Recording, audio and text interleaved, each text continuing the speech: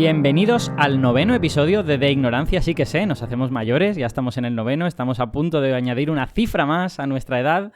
Y hoy, por primera vez, para mostrar que nos hacemos mayores, vamos a hablar de un método de enseñanza, de un modelo de enseñanza, y vamos a analizar cuáles son sus pros y sus contras. Si está bien dar clase de esta manera o si está bien solo a veces, qué ventajas tiene y qué inconvenientes tiene. Ese modelo es el modelo problematizado. Y ahora vamos a explicar exactamente qué es lo que es eso y en qué marco de teoría pedagógica se enmarca.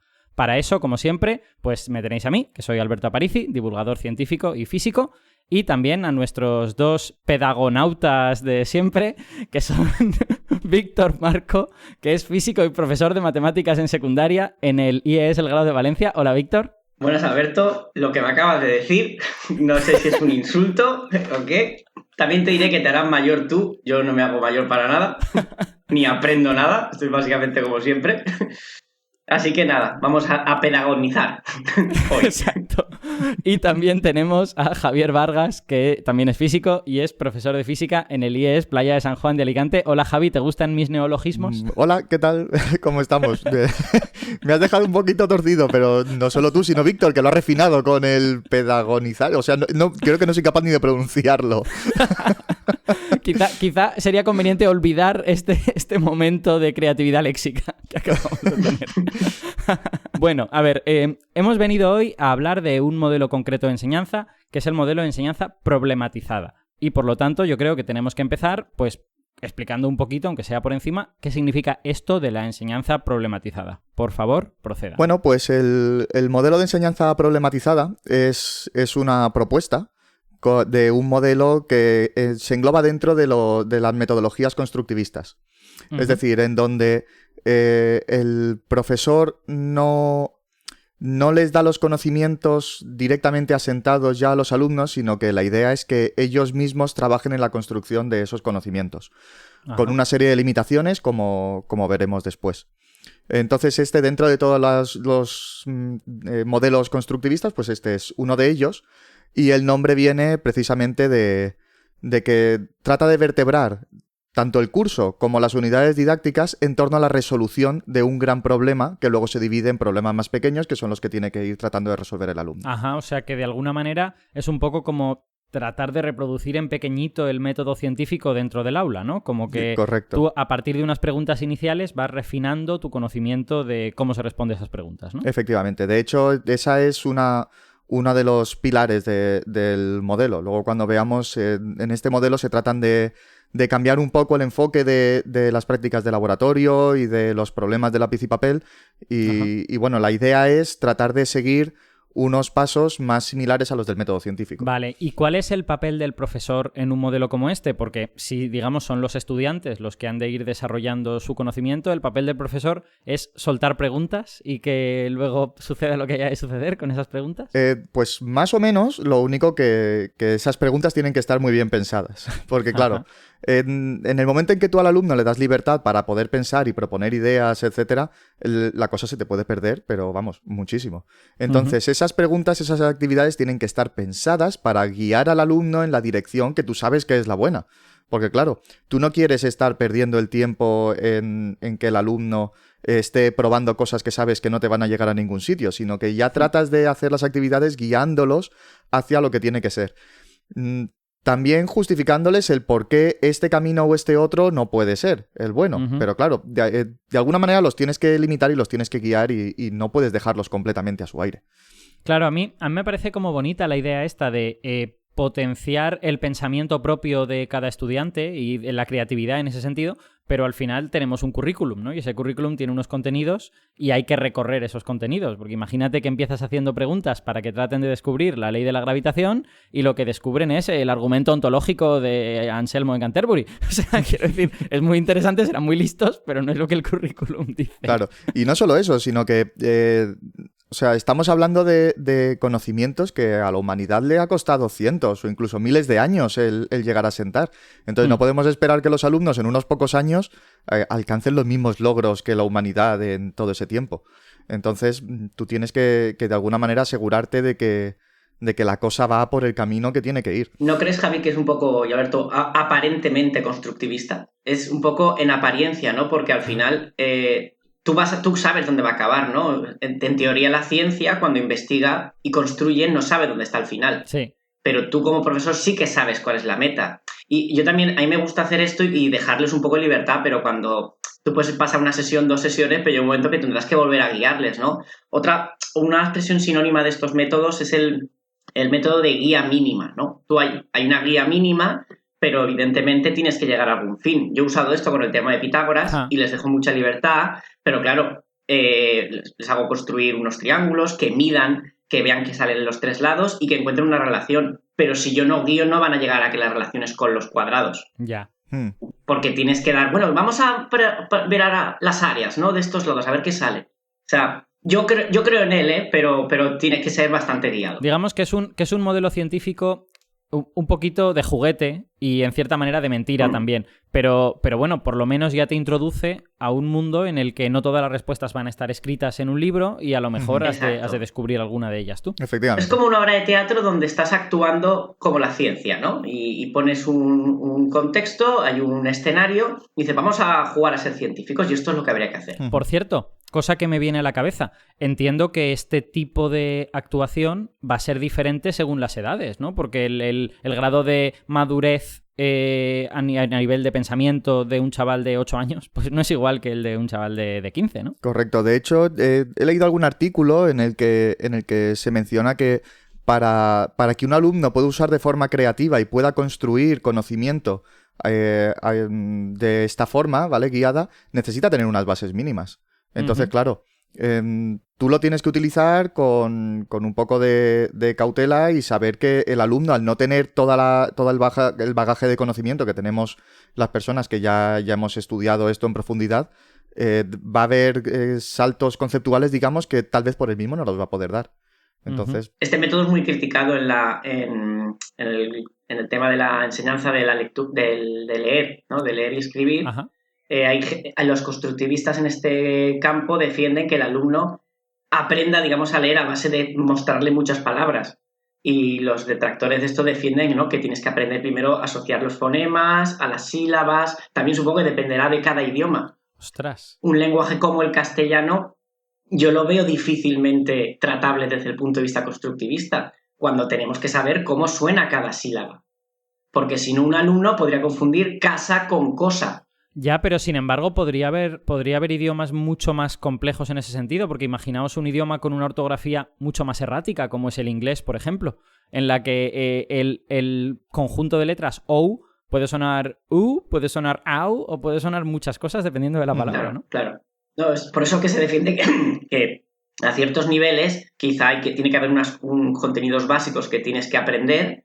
No vamos a decir por qué sí, no vamos a entrar en ese tema, pero se tienen que asimilar de forma distinta a la constructivista. Vale, bueno, y ahora que ya hemos hecho, digamos, una visión un poco a vista de pájaro del marco en donde se enmarca todo esto, ¿cómo se concreta todo esto en el modelo de enseñanza problematizada? Que no es el único modelo constructivista que hay, es digamos, una cristalización de estas ideas, ¿no? Bueno, pues como os he dicho antes, lo que trata es de vertebrar el curso en torno a un problema, ¿vale? Por ejemplo, ese problema lo que haría es dar un objetivo a los alumnos, que sepan en todo momento qué es lo que queremos conseguir y hacia dónde estamos trabajando. Por ejemplo, para segundo de la ESO podría ser algo similar a cuál es la estructura de todas las cosas. ¿Vale? Pongo el ejemplo precisamente porque hay el grupo de investigación que yo he estado mirando que trabaja en este tipo de cosas, es el modelo que proponen, el problema que proponen para estas edades. Entonces, para poder responder a esa pregunta, claro, tú no puedes llegar a esa conclusión directamente, sino que tienes que pasar por toda una serie de etapas. Entonces, dividen esa pregunta en otras preguntas más pequeñas, ¿vale? Por ejemplo, ¿qué propiedades son similares y qué propiedades diferencian unos materiales de otros? O de qué manera trabajan los científicos para poder dar respuesta a esas preguntas de la manera lo más objetiva posible. Entonces, vas haciendo estas subdivisiones que al final lo que van a hacer es concretarse en las unidades didácticas que tú vas a ir trabajando. Entonces, cada unidad didáctica tú la tienes pensada como un mini problema que te ayuda a dar respuesta a ese problema más grande al que tú quieres acabar llegando. Y dentro de cada una de esas unidades, de cada uno de esos mini problemas, pues tú ya tienes que hacer una serie de actividades que guíen al alumno para poder llegar a los conocimientos que necesitas y esos conocimientos pues que estén relacionados con los contenidos que tiene que aprender en cada una, en ese curso, en esa edad. Javi, y ya que te estás basando en el trabajo de cierto grupo en concreto, ¿podrías citar qué personas son y si sus trabajos están publicados en algún sitio? Sí, yo este modelo lo conocí porque a mí me lo contaron en el máster de profesorado. Yo lo hice en la Universidad de Alicante y pues precisamente es el modelo que trabaja el grupo de investigación en didáctica de las ciencias experimentales de la Universidad de Alicante, que sé que colabora mucho con el grupo de didáctica que hay en la Universidad de Valencia. ¿Vale? El investigador principal es Joaquín Martínez Torregrosa y luego pues hay otros investigadores como Josep Lluís Domenech, están Jaime Carrascosa, si no recuerdo mal, Rafael Verdú. ¿Vale? Entonces serían los grupos de Alicante y Valencia serían los que habrían hecho esta propuesta. Vale, así si alguno de nuestros siguientes quiere buscar algo de información más concreta en este sentido, pues por lo menos tiene algún sitio por donde empezar. Sí, de hecho, podemos recomendar también un par de sitios donde buscar. La Universidad de Alicante tiene un repositorio, el repositorio de la Universidad de Alicante, RUA, que entrando en el repositorio y buscando enseñanza problematizada, ahí tienen muchas cosas publicadas. Tienen artículos, tienen materiales y tienen cosas. Y hay una página web también que os busco, la tengo por aquí. Se llama, bueno, es bastante fácil, didácticafísicaquímica.es, ¿vale? Que es didáctica de las ciencias experimentales, física y química y formación del profesorado. Y aquí pues también se habla y hay recursos sobre este método de enseñanza. Vale, muy interesante. Entonces, si he entendido bien la idea, también creo que dependiendo de la edad y el grado de conocimientos que tengan los chavales, uno elegiría un problema u otro para vertebrar el curso, ¿no? Porque tú dices en segundo de la ESO de estructura de la materia, pero a lo mejor en cuarto de la ESO o en primero de bachiller te interesa coger alguna cosa pues un poquito más avanzada, ¿no? Claro, además también la idea es que tú des los contenidos que corresponden al curso. Entonces, claro, en segundo de la ESO escogen esta pregunta de este problema precisamente porque la mayor parte del curso de segundo de la ESO está vertebrada en torno a la teoría cinético-molecular. Entonces, claro, al final el objetivo del curso de segundo de la ESO es que conozcan la teoría cinética y la sepan aplicar a toda una serie de situaciones, a las reacciones químicas, a los cambios de estado, etcétera. Entonces, parece como que es la pregunta más razonable para poder englobar la mayor parte de los contenidos de ese curso. En otros cursos en donde el foco puede estar puesto en otros contenidos, pues habría que buscar otras preguntas diferentes. Víctor, bueno, hasta ahora hemos estado hablando sobre todo de física. ¿Tú crees que sería posible aplicar esto al currículum de un curso entero de matemáticas? O sea, ¿sería posible como encontrar una especie de gran pregunta en la que vertebrar todo el currículum? Yo cuando Javier ha dicho eso me ha dejado muy impresionado porque cuando ha dicho una única pregunta, no sé si hablaba de forma general o estabas diciendo de verdad una única pregunta que vertebre todo el curso. Sí, pero no necesariamente la pregunta tiene que darse respuesta a final de curso. Quiero decir, tú puedes encontrar la respuesta a esa pregunta hacia mediados de curso o principios, por ejemplo, de la tercera evaluación y el resto de unidades lo que haces es coger ese modelo que tú te has construido de la materia, en este caso, por ejemplo, y aplicarlo a otras situaciones para ponerlo a prueba. Vale. La pregunta de Alberto. En matemáticas, a ver, claro, no me esperaba eso que me acabas de preguntar.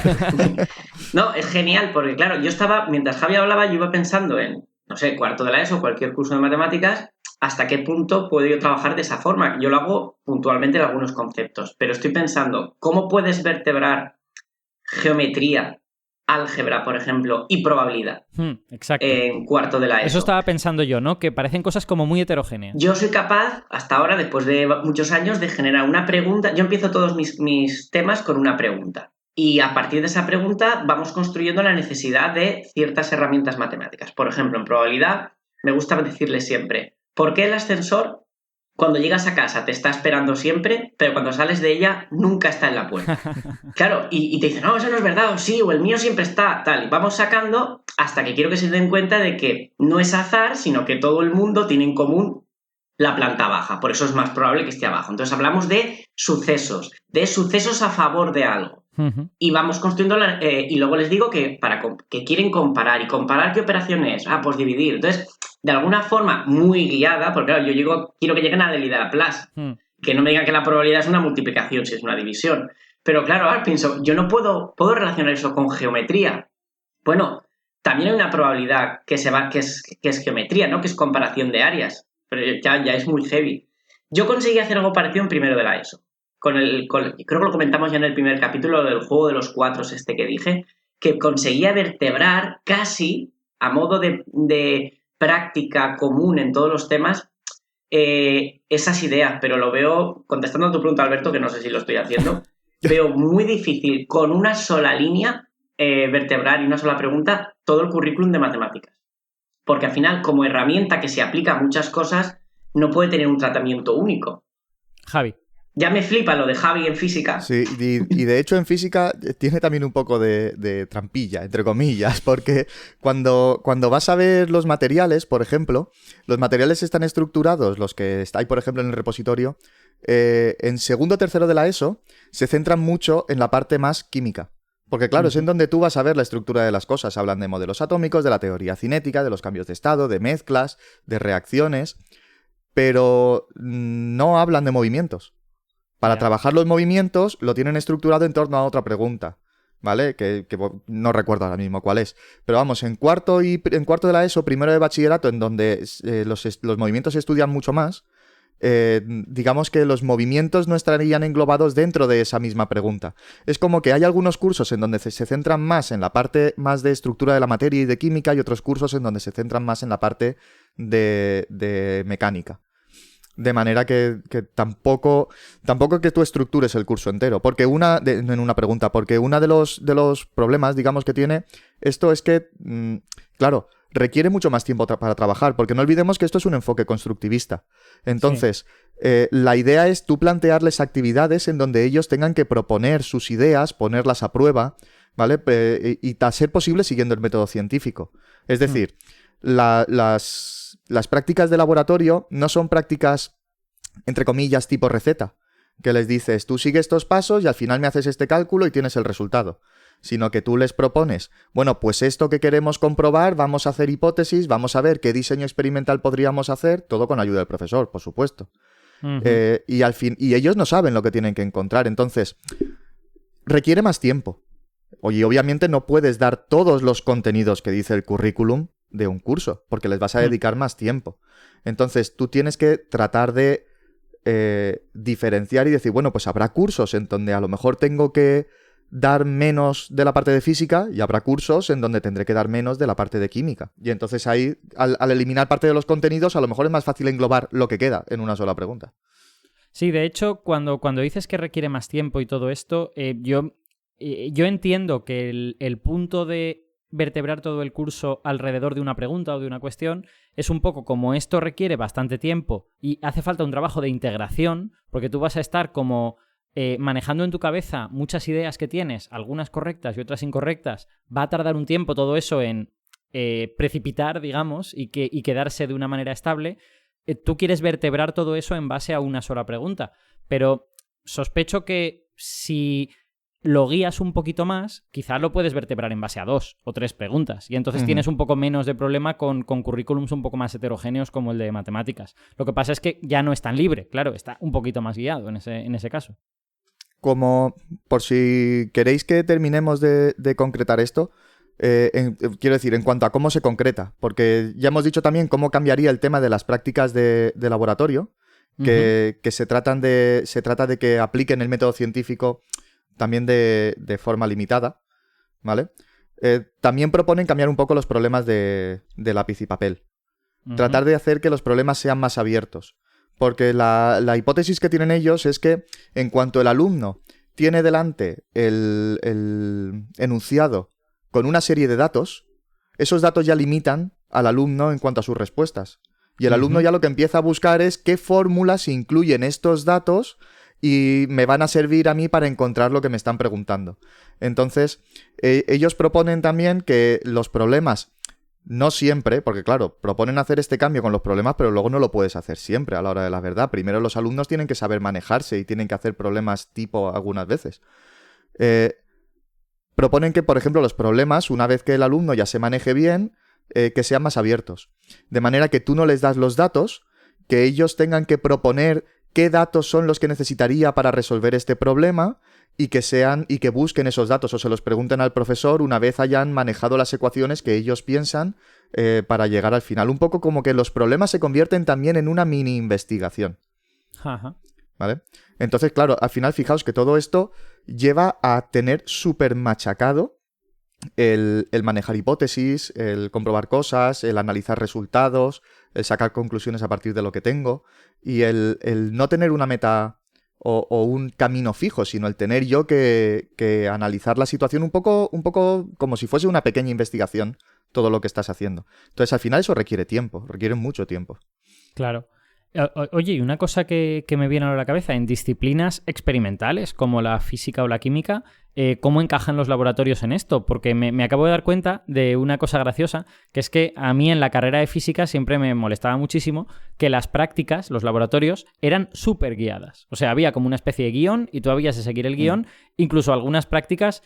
se había exagerado tanto esto que la práctica consistía en apretar un botón y apuntar numeritos que salían en una pantalla. Y hablando con gente del departamento, cuando yo estuve allí haciendo el doctorado, me decían que en Estados Unidos había universidades en donde las prácticas eran: llegas al laboratorio, hay armarios con cosas y te dicen, tienes que montar el experimento de Frankie Hertz. Pa'lante. O sea que eso sería un poco constructivista en ese sentido, ¿no? Porque te dirían, ¿sabes lo que Frankie Hertz quieren tratar de demostrar? Pues ahora encuentra la manera de demostrarlo experimentalmente. Claro, además con una guía mínima, porque tú ya ya sabes lo que quieres hacer, te están diciendo que busques ese experimento y tú ya puedes buscar información. Puede haber caminos más guiados donde dices, bueno, pues voy a buscar en internet cómo lo hicieron y así ya lo sé. O decides ser más investigador y empezar a juguetear. Sí. Entonces, en secundaria, ¿cómo se integran los laboratorios dentro de toda esta idea? Bueno, pues la idea sería proponerles alguna pregunta que nos haga avanzar en el problema que queremos resolver, pero no darles la respuesta, sino que ellos propongan posibles soluciones. Por ejemplo, en lugar de decirles directamente la densidad es masa partido volumen, vamos a hacer problemas de densidad masa partido volumen, sería, por ejemplo, coger y empezar a hacer una serie de actividades en donde se les pregunte ¿hay alguna propiedad que permita diferenciar unos materiales de otros? ¿O de qué depende la masa que tiene un cierto objeto? Pues te dirán cosas como que depende del tipo de material, depende del tamaño del objeto que tú hayas cogido. Entonces, esas cosas, a la hora de ponerlas en práctica, tú tratas de buscar un planteamiento experimental que sea viable para los alumnos. Entonces, por ejemplo, en esto de la masa es muy factible que los alumnos digan que la masa depende del tamaño del objeto. Claro. Entonces tú dices, bueno, pues vamos a coger objetos de distintos tamaños, pero que sean todos del mismo material. Y vamos a ir al laboratorio, vamos a medir su masa, que eso en un laboratorio del instituto se puede hacer perfectamente, vamos a medir su volumen, que eso también lo podemos hacer, y vamos a representarlo gráficamente. Y entonces, después de esa representación gráfica, pues se dan cuenta de que sale una recta. Y si sale una recta, entonces yo lo puedo expresar matemáticamente de una forma concreta. Y entonces decimos, pues mira, este valor que nos ha salido aquí, esta constante que nos ha salido aquí, es a lo que vamos a llamar densidad. Y según el material que pongas, te va a salir un valor distinto para la densidad. E introduces la densidad de esa manera. Entonces, la idea sería, tú en clase les orientas, les preguntas y diseñas el experimento que vas a hacer con ellos. Luego, en una sesión de laboratorio, hacen ellos las medidas y representan la gráfica y todo eso, y luego se sacan conclusiones con una apuesta en común en donde el profesor les acaba llevando a donde tenemos que ir, que es a la definición de densidad. Y luego ya te pones a hacer problemas. Sí, una cosa que yo creo que es un tema interesante que podemos hablar ahora es, para hacer un método constructivista y construir, tú tienes que saber de qué partes, porque no siempre vas a construir desde cero, claro. Podríamos pensar eso en primaria. Pero si tú estás, como diciendo Javi, comentando una práctica de segundo de la ESO o de cuarto, tú en esas preguntas que les haces como, bueno, ¿a qué propiedades de la materia crees que tal? Ya das por sentado que saben lo que son propiedades de la materia. Entonces, habría que hacer, además de montar todo este sistema y estas preguntas, siempre unas sesiones previas de ver qué saben antes, ¿no? Porque no podemos asumir que no saben nada.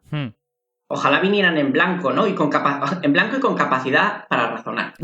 Sería lo perfecto. Porque puede haber un montón de ideas preconcebidas erróneas, como por ejemplo los conceptos de fuerza, ¿no? De que los objetos tienen fuerza, o lo que es el trabajo, o cosas así. Lo digo porque yo, que soy de matemáticas, en el centro de menores donde estaba antes, también trabajaba física y intentaba también trabajar de forma constructivista.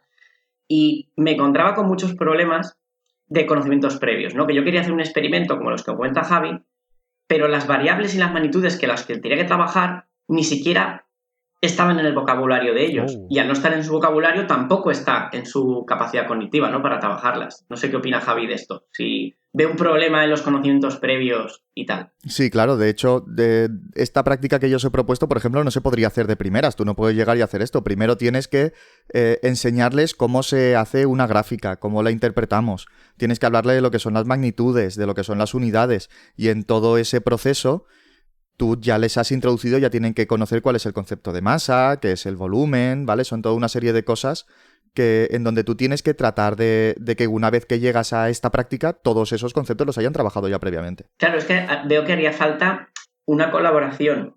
Hablo dentro de un solo instituto, por ejemplo, entre todos los compañeros de departamento durante varios cursos para trabajar de esta forma desde primero la ESO hasta bachillerato. Creo que un profesor que llega y usa un método alternativo de forma aislada en X curso es como una isla de conocimiento, ¿no? Apartado, que yo creo que no acaba consiguiendo nada. Puntualmente puede demostrar, oye, pues este profesor está muy bien, oye, qué interesante, pero no veo que no cuaja y no llega a ningún sitio porque no hay coherencia entre docentes. Sin defender que este método sea el correcto, ¿eh? Me refiero a que no cuaja ningún método en ningún sitio. Porque luego si al año siguiente te vuelven a decir guiadamente lo que tienes que hacer o no se han conseguido asimilar esos conceptos. Por ejemplo, yo este año en primer bachillerato intenté un método constructivista en la derivada, que llegara a la necesidad de ella. Y luego me encontré que tienen tantos problemas de base de álgebra que no llego a poder construir ninguna. O sea, pueden entender la necesidad de ver la variación y tal, pero cuando se trata de obtener tú una derivada, yo quiero que las derivadas en las tablas, las más fáciles, las puedan encontrar, que construyan, que no sepan que no, la tabla de derivadas está ahí y te la aprendes. Bueno, sí, por supuesto, pero que puedas construir algunas. Y todos los problemas que me encuentro son algebraicos. Entonces me vendría a la base de, ahora tengo que ir hacia atrás y ver si el álgebra, cómo se ha construido, ¿no? Si en este método o en el otro, si el método ha conseguido asimilar y asentar esos conceptos algebraicos para que yo pueda construir el siguiente peldaño, ¿no? Que es la derivada o lo que sea. Cuando dices que son problemas algebraicos los que encuentran, ¿quieres decir que son problemas como de lenguaje matemático? Como que no saben muy bien lo que es la variable, la función, qué papel juega cada uno de esos elementos. Sí, por ejemplo, a la hora de construir la derivada con la definición de f de x más incremento de x menos f de x, ni siquiera entienden que la variable ha cambiado de x más un poquito más, ¿no? El sustituir eso. Ya. Entonces, no tienen problemas para entender la derivada de forma constructivista. El problema es que me estoy apoyando en unos pilares muy frágiles. Y claro, empiezas a construir y ¿qué pasa? Que se derrumba todo. Claro, pues intentas poner demasiado peso en cosas que no estaban muy asimiladas. ¿Qué hace mucha gente? Bueno, la derivada es esto y aquí tienes una tabla. Entonces lo que hacen es tabla rasa, pongo una capa de cemento enorme y la derivada es esto. Y la derivada pasa a ser el nuevo pilar y conocimiento básico asimilado, porque sí. Ya. Yo veo un problema grave, ¿eh? Trabajar constructivamente a mí me encanta, pero ¿sobre qué estás trabajando? Bueno, yo creo, por lo que dices, que en realidad si tuvieran la base clara, aunque no se la hubieran enseñado constructivamente, tú podrías trabajar constructivamente. O sea, aquí a lo mejor es más el problema de tener unos pilares poco firmes, independientemente de cómo hayas construido esos pilares, ¿no? Exacto. Y para eso tienes que comprobar si han sido adquiridos o no. Claro, sí. Y bueno, hablando de comprobar y de todas estas cosas, la siguiente pregunta es, llevamos aquí un rato hablando de modelos constructivistas, enseñanza problematizada, pero esto es un programa de enseñanza de la ciencia y también creemos en la ciencia. Por lo tanto, la ciencia dice que esto funciona. Es decir, hay evidencias científicas de que estos modelos son mejores o que por lo menos son buenos, ¿no? No necesito ni siquiera que sean mejores, necesito que no sean malos. Pues bueno, ya hemos apuntado antes un poco que estos modelos están propuestos por dos grupos de investigación en didáctica de la ciencia.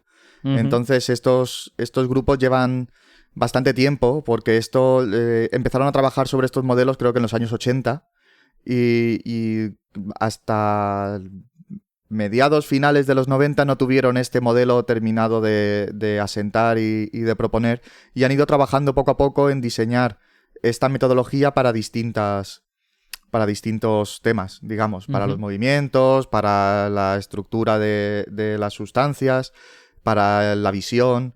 Entonces llevan tiempo trabajando en esto y parece ser que los resultados que tienen, comparándolos con grupos de control, son positivos. Ajá. Son positivos en el sentido de que los alumnos, claro, al tener un problema que estructura el curso entero, saben en todo momento cuál es su objetivo, saben a dónde quieren ir. Hacen muchas recapitulaciones a lo largo del curso en donde piden a los alumnos que reflexionen sobre los pasos que hemos seguido hasta ahora, por qué los hemos dado y para qué los hemos dado y hacia dónde nos han llevado. Entonces, digamos que el alumno tiene claro en todo momento cuál es el objetivo y por qué estamos haciendo estas cosas, y parece ser que lo que se aprende digamos que hay una mejor apropiación de esos conocimientos por parte del alumno. ¿Vale? Comparado con, ya te digo, tienen grupos control. Lo que no tengo claro es si los grupos de control, el modelo de enseñanza que se aplica con ellos. Claro, esa era el siguiente comentario, porque tú puedes hacer los grupos control de diversa manera. Si tú haces un grupo control de enseñanza totalmente guiada, pues lo que estás viendo es la diferencia entre una cosa y otra, ¿no? Si resulta que el de enseñanza problematizada parece que aprenden mejor con la manera que hayas elegido para medir eso, que supongo que también es discutible, pues estás comparándolo con una enseñanza guiada. Pero podrías compararlo, yo qué sé, con gente que no está aprendiendo nada, que simplemente la dejas jugar al fútbol en la calle y estarías midiendo algo distinto, ¿no? Digamos. Claro, y lo que hemos comentado antes, perdona, todos esos grupos, habría que tener en cuenta todos los tipos de enseñanza que han tenido previamente a este estudio. ¡Buah! Porque a lo mejor ese grupo control ha tenido una enseñanza guiada estándar. Siempre, desde primaria. Y luego, es que yo también he estado mirando bastantes estudios y tal, y siempre la cantidad de casos son muy pocos estadísticamente. Y yo no sé, desde mi desconocimiento de la investigación, porque no me dediqué a ello, el método científico, una de sus principales características es que el experimento pueda ser falseable. Sí. Yo no sé hasta qué punto este tipo de investigación lo es, porque claro, tendrías que repetirlo en distintas partes del mundo, porque la cultura es distinta y afecta. Un electrón se va a comportar igual en cualquier parte, porque el electrón lo tenemos muy caracterizado y sabemos cómo funciona, pero una persona no es un electrón. Sus conocimientos y la construcción de su aprendizaje va a depender de en qué época estamos haciéndolo, de su cultura, de su entorno sociocultural. Y si encima que hay tantos parámetros, casi todos los estudios y tesis que he visto se reducen a hice el experimento en este centro, con estas características. En ciencias sociales, Víctor, eso es, no sé si habitual es la palabra, pero que digamos que en ciencias sociales se asume que tú tienes este tipo de problemas, ¿no? Que no es lo mismo hacer el experimento en Estados Unidos que hacerlo en Mongolia, digamos. Entonces, lo que hacen es contextualizar muy bien y decir, no, mire, yo este experimento lo he hecho con gente de estas edades, en este lugar, y su, digamos, nivel socioeconómico lo he medido de esta manera y de esta otra. Entonces, digamos, no resuelves ese problema porque efectivamente lo ideal sería repetirlo en muchos sitios con muchos entornos diferentes y ver cuáles son las diferencias, pero por lo menos has contextualizado el estudio que sí que has podido hacer. Entiendo. Javi. No sé si me equivoco, pero creo que los grupos de control lo que hacen es darles una enseñanza lo más guiada posible. Es decir, no se está comparando con otros métodos constructivistas ni nada. Entonces, ahí se ve una serie de diferencias. Vale. Lo que hacen para que los grupos sean lo más heterogéneos posibles, porque claro, como dice Víctor, depende mucho del centro, depende del entorno social, depende de un montón de cosas. Entonces, lo que han hecho en la tesis, por ejemplo, que os propuse pegarle una leída a algunos puntos, lo que hacen es un metaanálisis de distintas pruebas que se han estado haciendo a lo largo de varios años por distintos profesores en distintos institutos. Entonces, la manera en la que ellos tratan de heterogeneizar lo máximo posible es buscar colaboradores que ya hayan trabajado con los investigadores y que conozcan bien este modelo de enseñanza y lo aplican cada uno de ellos en sus centros. ¿vale? Entonces hay alguno que ha trabajado en un centro más desfavorecido, hay alguno que ha trabajado en un centro que es el centro único de una población, con lo cual le vienen alumnos de todo tipo. Entonces, de esa manera consiguen que haya un mix de alumnos que traten de heterogeneizar lo máximo posible. Aún así, bueno, luego tienen también otros invitados que la gente que quiera participar pero que no conozca también los métodos son los que se encargan de los grupos de control. ¿Vale? Entonces, a ellos no se les exige tanto. Y una de las cosas que dicen es que si se encuentran diferencias positivas con gente que al menos conoce estos métodos constructivistas y que tienen interés por mejorar la enseñanza, entonces tendremos mayores diferencias con gente que no se preocupa por mejorar su forma de enseñar. Y luego, bueno, creo que hay otro parámetro que estamos dejando de lado, que es la figura del docente, que es el que usa el método. Porque estoy seguro que un mismo método constructivista vendido por un profesor o vendido por el otro no va a producir los mismos resultados. No. De hecho, una enseñanza guiada de pizarra puedes hacerla muy interesante para los alumnos y ya captar su atención, y eso hacerle que aprendan más solo por el interés, a pesar de ser guiados. O sea que yo creo que hay otra capa ahí muy importante, que es quién está usando el método. Sí, antes has dicho otro factor que está relacionado con este, creo yo, que es el tamaño de las muestras, ¿no? O sea, lo ideal sería pues que hiciésemos este experimento con decenas de miles de estudiantes, cosa que en la práctica pues no es posible, porque hacerlo con muchos estudiantes también te permitiría estar integrando sobre muchos profesores distintos con prácticas mejores y peores. Efectivamente, cuanto mayor sea el número de profesores que participan en estos estudios, mejor es el conocimiento que vas a obtener, porque no estás tan sesgado con que resulta que este profesor era muy bueno y el método ha funcionado muy bien porque era un gran profesor o cosas de este estilo. Sí. Y al final, en ciencias sociales, a menudo existen este tipo de problemas de muestras pequeñas y tal. En los últimos 10 años, y gracias pues a cosas como organizaciones internacionales, grandes colaboraciones y cosas así, sí que se están empezando a aparecer estudios que casi cubren todo el planeta. Quizá no todo el planeta, pero sí un montón. Pero eso está empezando a ocurrir en ciencias sociales ahora porque es muy difícil, ¿no? Es muy difícil hacer el mismo estudio en España, en Suecia y en Afganistán, digamos. Sí. En cuanto al tamaño de la muestra, una de las cosas que a mí me dejó un poco inseguro es que inicialmente te dicen que en el estudio han participado eran 3.100 y pico alumnos, que dices, bueno, pues es un tamaño razonable, sí. Pero luego según vas indagando en los resultados y tal, claro, en realidad esto es un metaanálisis que bebe de otros estudios que se han hecho a lo largo del tiempo. Entonces, no todos los alumnos que han participado y todos los profesores que han participado han pasado los mismos cuestionarios ni tenían los mismos indicadores de logro. Puede ser que algunos hayan participado unos profesores y en otros hayan participado profesores distintos. Entonces, al final, cada una de estas pequeñas partes en las que se basa el metaanálisis realmente contaba con unos 400 alumnos. 200 y algo del grupo experimental y del orden de 200 o así también del grupo de control. Sí, eso es más o menos aceptable, y esto que estás escribiendo además me suena a cosas que he visto en papers de ciencias sociales, ¿no? Que una parte relevante del avance en ciencias sociales es desarrollar las herramientas estadísticas para integrar todos estos datos un poquito heterogéneos y sacar de ellos la información que puedas, ¿no? Porque efectivamente te lo vas a encontrar. La mayor parte de gente no puede trabajar con grupos gigantes y tú necesitas hacer metaanálisis en los que cada grupo puede haber utilizado una metodología ligeramente distinta y tal. Entonces, a la vista de todas estas cosas, ¿qué conclusiones podemos sacar sobre las ventajas y los inconvenientes de este tipo de método constructivista? A ver, yo, Bueno, ibas a hablar, Javi, perdón. No, habla, Víctor, habla.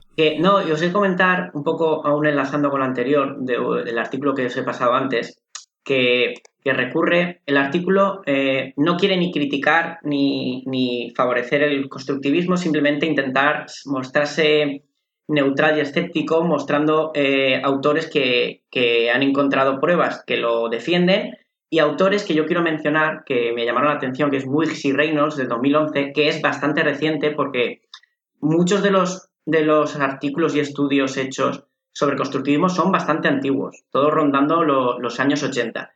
Y parece que este último estudio aboga por una combinación de ambos, dejando el constructivismo para cursos un poco más avanzados, donde ya se ha asimilado esos contenidos básicos más jóvenes, y siempre, porque el estudio se basa en que el método constructivista recurre más a la memoria a corto plazo y no permite el afianzar conceptos e ideas a largo plazo. Entonces, no permite crear especialistas en algo, que al final es lo que la sociedad pide, ¿no? Y esto no digo que esté de acuerdo, pero la sociedad pide al final que tú estudies la carrera de física y te especialistes en física de partículas. Es lo mejor, entonces, es lo que recomendamos en De Ignorancia sí que sí. Sí que, pero además en concreto. Entonces, cabe resaltar que por cada... es mi experiencia, ¿eh? Por cada investigación y por cada grupo de investigación que te defiende el constructivismo, tienes otro que te dice que no es tan genial. La conclusión de esta persona del artículo, que luego podemos comentarlo también o compartirlo en Twitter, sí, es un equilibrio. Cosa que a mí no me sorprende, ¿no? Busca un equilibrio entre saltar preguntas y construir y luego afianzar ciertas cosas por un método más guiado. Claro, yo creo que lo que en este artículo se defiende, basado en otros artículos o sea, hace como una especie de review de cosas, es que si tú no tienes una especie de terreno abonado con ciertos conceptos, es muy difícil que esta enseñanza a base de preguntas y de tratar de investigar germine, digamos, porque estás partiendo de la nada, ¿no? Y por eso yo creo que defiende que va a ser más eficaz cuando la aplicas a cursos un poquito más avanzados o a preguntas un poco más concretas que se basan en un conocimiento que ya tienes. Mientras que para crear ese conocimiento de base no es que sea imposible hacerlo, pero como que es menos eficaz este método, ¿no? Y sin embargo, claro, con cursos más avanzados te va a ser más fácil porque tienen una mejor base, pero luego, por otro lado, si te paras a pensarlo, según llevas llegando a bachillerato, llega un momento en que dices, ojo, en bachillerato ya no puedo entretenerme todo lo que quiera con cualquier contenido, porque ya tienen ahí a la vista las pruebas de acceso a la universidad y entonces tú sabes que tienes que dar todos los contenidos, con lo cual tampoco puedes aplicar esto al 100% con un curso de bachillerato porque no te vas a poder entretener todo lo que a ti te gustaría con cada uno de los puntos. Claro, entonces... Porque todos sabemos que las PAU es puramente constructivista, ¿no? Te dicen... Haga usted las preguntas adecuadas para llegar como Einstein a la teoría de la relatividad.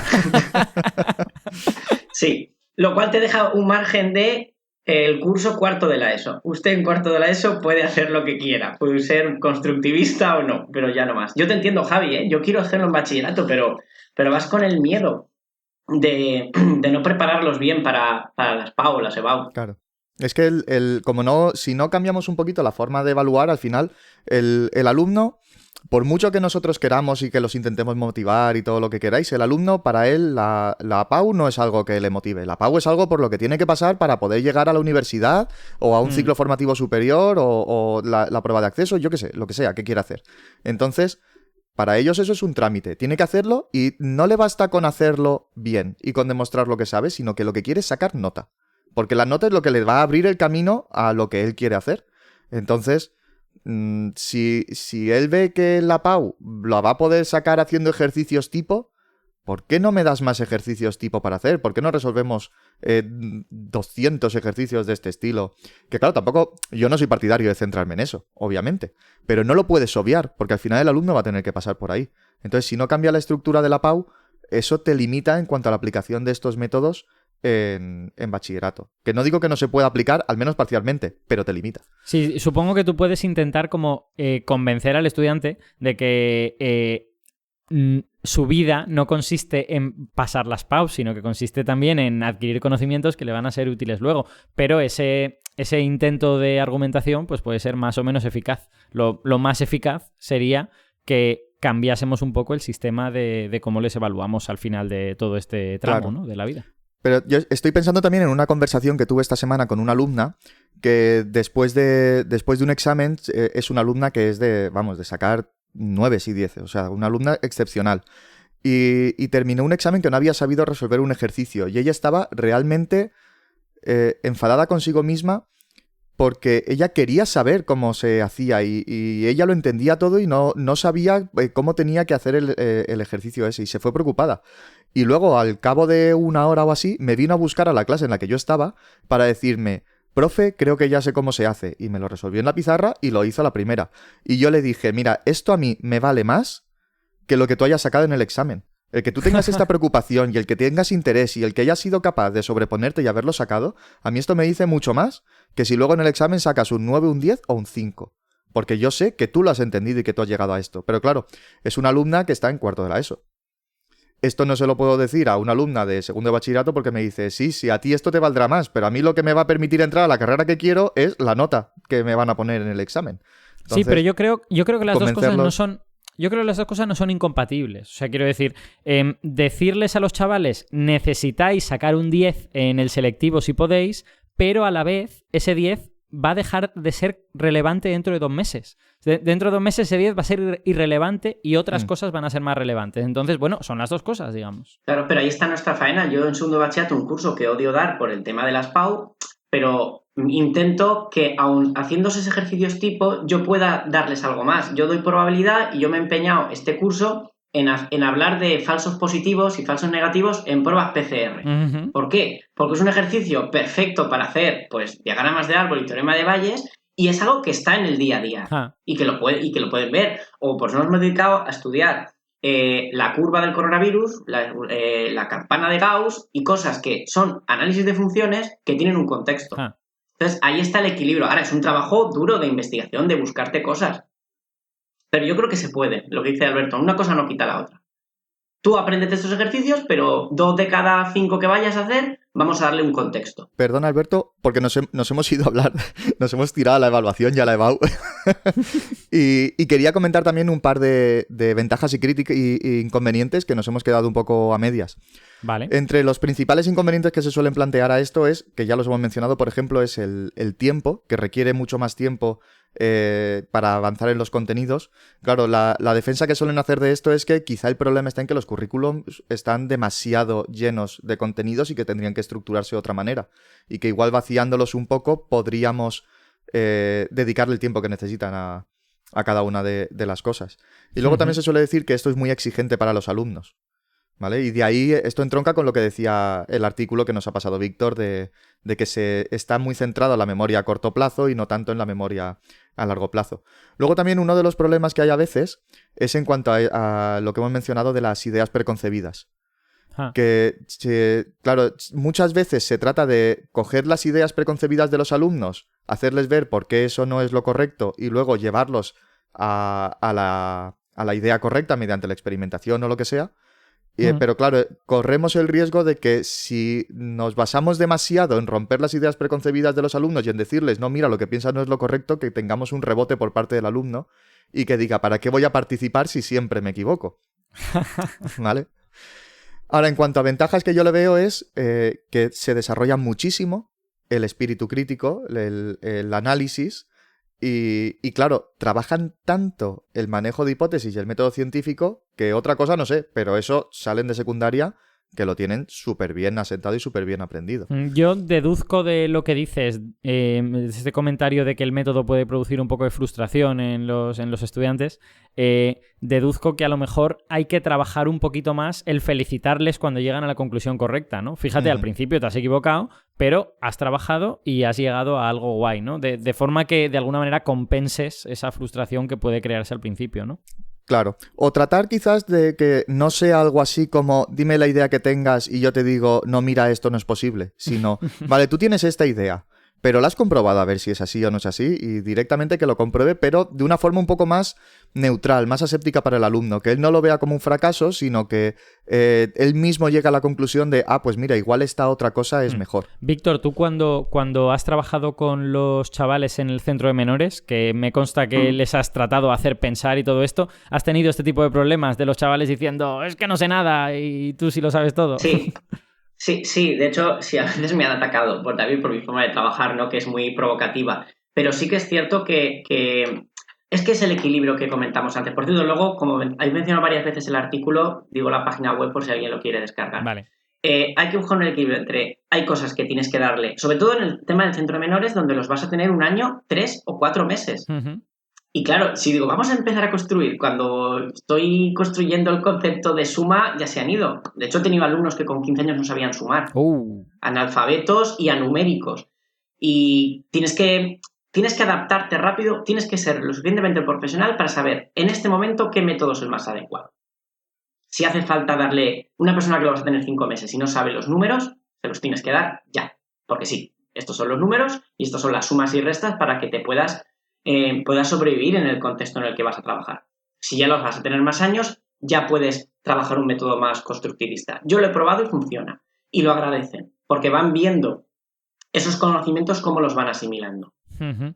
Y buscando un equilibrio entre ambos. Os digo la página, ¿vale? Sí, dila. Es ced.es, con C y con D. O sea, pero con las S también. CEDE. Sí, cede.es, y luego ya o en el buscador lo buscas o les contactas, /profesión docente, /educación, /el enfoque constructivista. Vale. Tienen bastantes más artículos y parece bastante interesante. Vale, se nota que somos señores nacidos en el siglo XX porque estamos aquí diciendo de palabra una URL. Sí. Pero bueno, No es lo que hay. Esto es un podcast. podcast. Tampoco podemos hacer gran cosa más. Sí. Víctor, ya que estabas comentando todo esto, como antes has dicho que tú tratabas de introducir el teorema de Pitágoras de esta forma así un poco constructivista, ¿nos puedes contar un poco cómo te ha funcionado y qué cosas has hecho? Sí, también tengo que decir que es un grupo que no es mío, yo solo tengo una hora de refuerzo final porque me sobraba por el tema de la jefatura de departamento y tal, me lo tuvieron que organizar así, y yo lo que hago al final de la semana con ellos es pues ir metiéndoles pinceladas de este tipo de enseñanza. Uh-huh. Y habían trabajado el teorema de Pitágoras ya previamente y yo les pregunté. O sea, esto un poco trampa, ¿no? Porque yo empecé a construirlo cuando ya lo habían dado. Pero yo quería ver si el otro aprendizaje que había sido guiado quería compararlo con el mío. Y les pregunté, habían hecho ya ejercicios, sabían calcular lados, y dije, ¿qué es el teorema de Pitágoras? Y no supieron contestarme. Entonces yo aquí intenté llegar a construir el concepto de es una herramienta que vale para algo. Uh-huh. Entonces, lo primero que hice fue, digo, vais a dibujar un triángulo rectángulo de lados de altura y base 3 y 4. Digo, ahora cogéis una regla y medís el tercer lado. Y me decís lo que os sale. Los dejo trabajar y todos les dice que sale 5. Digo, genial, saben medir muy bien. Y entonces mi siguiente pregunta es, ¿creéis que hay una relación entre esos 3 lados? ¿O ha salido 5 como podría haber salido 27? Y les digo que tienen que la busquen con las operaciones que conocen. Suma, resta, multiplicación, división. Los tengo ahí pensando. Wow. Al rato me dicen que no hay ninguna forma de combinar el 3 y el 4 para que dé 5. Digo, vale, vamos a construir... Y ahí es donde ya viene la guía mínima. Porque si yo no les digo, cojo el triángulo y les dibujo los cuadrados, las áreas de los cuadrados adjuntas a esos lados, nunca van a llegar a la relación entre los cuadrados. Claro. Porque no son ni Pitágoras ni la escuela pitagórica. A lo mejor alguno lo hace. Y pues bien, ya has detectado a un genio. Entonces le mandas a Siracusa al siglo VII antes de Cristo y le dices, mira... Entonces, en cuanto calcula los cuadrados y le sale el 9 y el 16, dicen, ostras, suma 25. Digo, ¿eso qué dicen? Ostras, es 5 al cuadrado. Entonces, llegan y construyen el hecho de que la relación, el teorema de Pitágoras es la relación entre las áreas de los cuadrados que se dibujan. Uh-huh. Y de esa forma también entienden que el teorema de Pitágoras tiene una relación directa en el cálculo de áreas. Y luego ya hablamos de, bueno, ¿y cuándo lo vamos a usar y por qué? Les dibujo terrenos donde les digo que una empresa quiere comprar un terreno y no van a comprarla si no saben si tiene el tamaño suficiente para su fábrica, pues tienen que medir. Y entonces miden con triángulos y ahí recurren ya a Pitágoras. Pero dice Javi, esto lleva mucho tiempo. ¿Y crees que es, o sea, que es fructífero? Que a los chavales les vale y que les ayuda a pensar un poco y a acostumbrarse a pensar, digamos. Como no tengo tampoco pruebas porque esto habría que dejar que pasara el tiempo, claro, de que todo el mundo trabajara así, sí, para que hubiera una muestra representativa. Pero yo me quedo con una cosa que dicen mucho que a mí me vale y es, se me ha pasado la clase rápido. No sé si esto... Sí, ya está. O sea, se me ha pasado la clase rápido. Eso implica que me lo he pasado bien. Exacto. No ha sido aburrido, estoy de acuerdo. Ya está. No ha sido aburrido.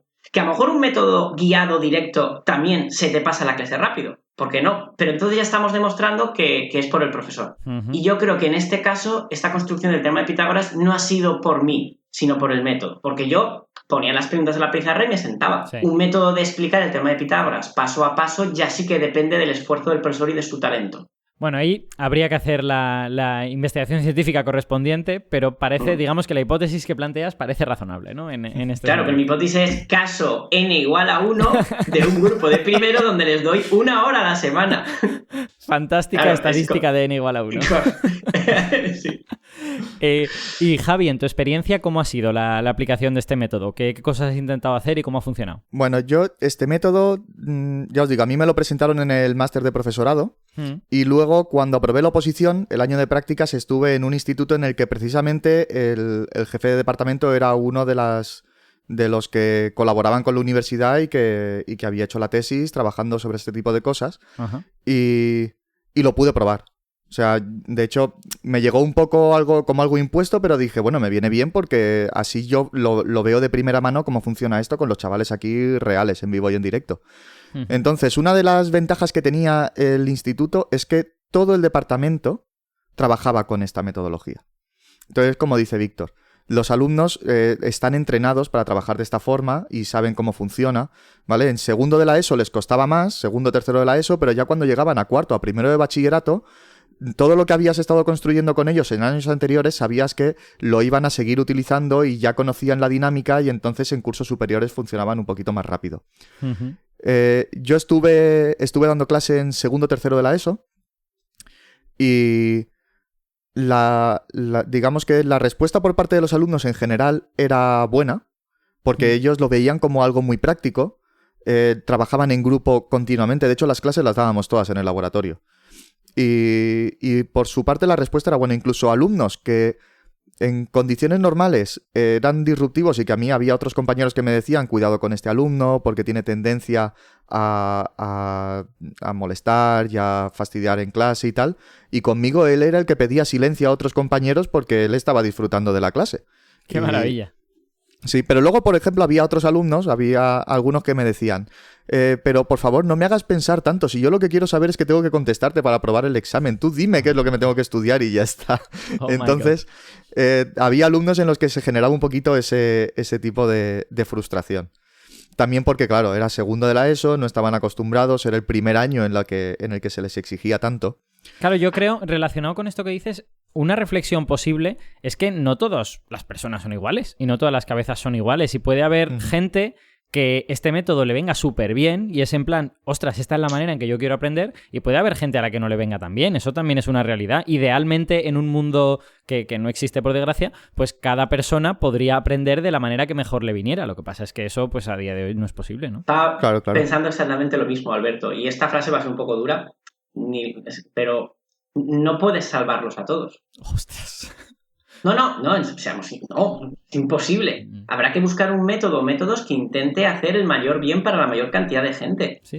Pero no todos son iguales, es que no puedes hacer que todos los saquen 10. Primero porque luego en una nota habría que ver luego un programa sobre qué significa evaluar y qué es poner una nota y qué representa. Porque socialmente representa mucho. Uh-huh. Tú etiquetas ya a una persona con un 10. Y de hecho, esto es una crítica que se hace no a este método, sino un poco más en general a ciertos métodos de innovación educativa, que es que hay veces que se intenta buscar un método que sea la panacea. Uh-huh. Y que como te ha funcionado bien con un grupo, ya lo tratas de meter con calzador en todos los grupos, pero no, porque la realidad de cada grupo, incluso dentro de un mismo instituto y de un mismo curso, puedes tener grupos en donde en uno funcione algo y en el grupo de al lado no funcione en absoluto esa metodología que has utilizado. Sí, yo estoy de acuerdo en que esa es como una tensión por ahora inevitable, ¿no? En el mundo de la educación, ¿no? De saber que tú tienes un grupo de seres humanos heterogéneo y que vas a intentar que se maximice lo que aprende el grupo, ¿no? Pero puede que haya personas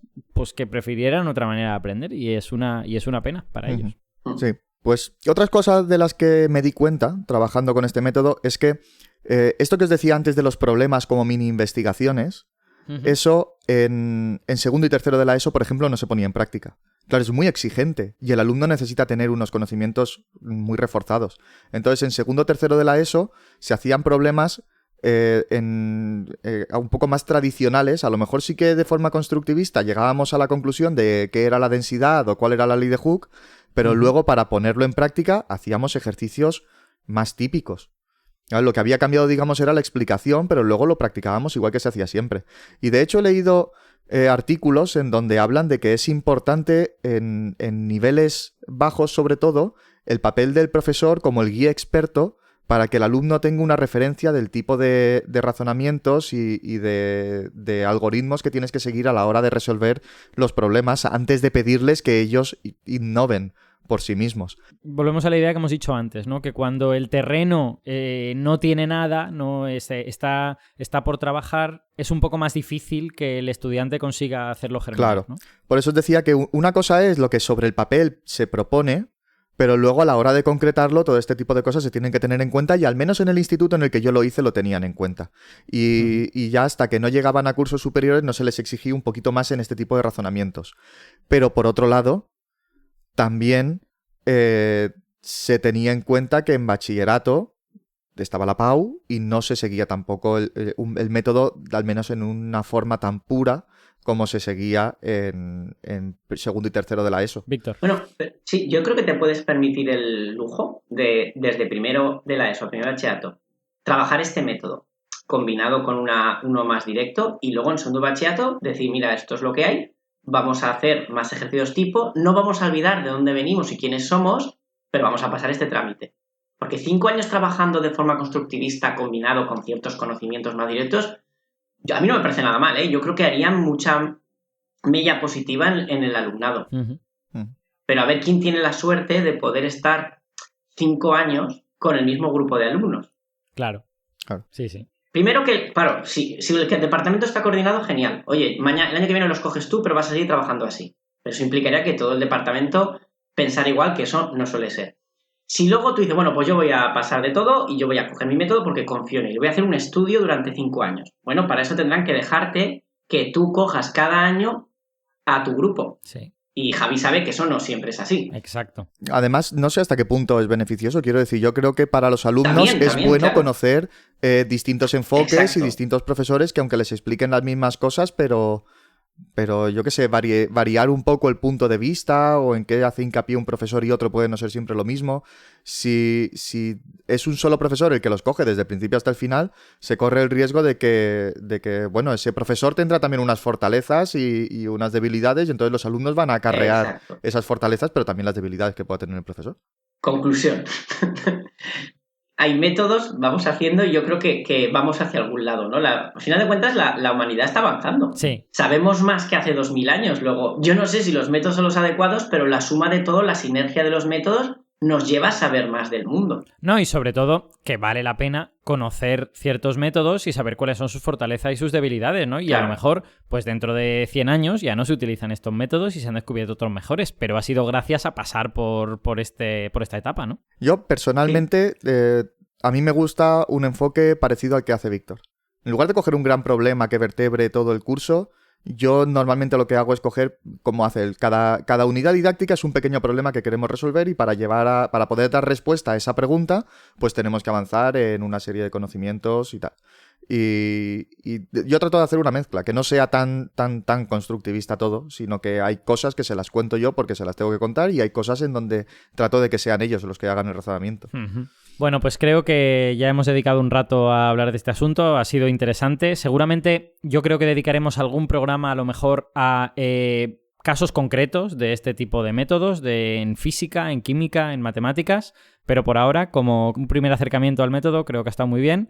Así que me parece que podemos dejarlo aquí, a no ser que queráis comentar algo adicional. No demos la turra.